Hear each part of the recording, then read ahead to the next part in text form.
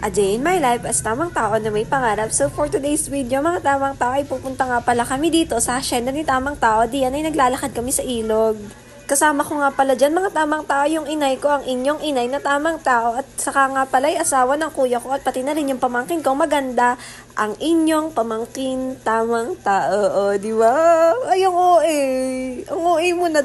Bali, nakatawid na nga pala kami dyan sa ilog at papunta na nga pala kami doon sa aming kubo. At iyan nga pala ang inyong inay na tamang tao. Daladala nga pala niya yung pakain ng inyong asong tamang tao. Mali nga pala ako ng pangalan na nabanggit ko. Ang sabi ko pala Joker, pero ngak-ngak nga pala ang kanyang pangalan dahil iyakin talaga siya, mga tamang tao, nung unang binigay sa amin ng aking kuya. Sinasabi ko sa inyo, huwag kayo magsasawa sa mukhang iyan, ha. Sinasabi ko sa inyo, mga tamang tao, huwag kayo pagsasawaan yung mukhang iyan. So, yan nga pala yung niyugan natin, mga tamang tao. Ang ganda-ganda niya na dahil nga tinabasan na iyan at nagpatabas yung aking mga magulang. So, yan nga pala yung sinabi ko sa inyo na ipapakita ko sa inyo dahil may bago ng mukha ang ating ang OA. Bagong mukha eh. Bagong mukha na niyugan. Hacienda ni tamang tao dahil napaka-lins na niya dahil nung unang punta natin, di ba, nung pinapakita ko sa inyo, malsukal pa. Ayun nga pala si tamang aso, si ngak-ngak.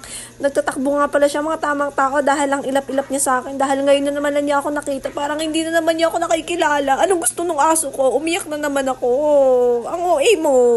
Tinatawag ko nga pala dito si ngak-ngak, mga tamang tao, kaya lang nagtatakbo na siya papalayo sa akin. At iyan nga pala, dyan sa party na yan, ay hindi pa ganong malinis dahil hindi pa nga napapatabasan dahil busy pa ang aking inay at itay. Ano ba? Ano bang gusto nyo, patabasan agad kahit busy sila? O gusto nyo kayo na lang magtabas? O ayan, mga tamang tao, abangan nyo at igagalaw kayo dito sa hacienda ni tamang tao. Abangan nyo ha, ang OA nyo, ibangan nyo.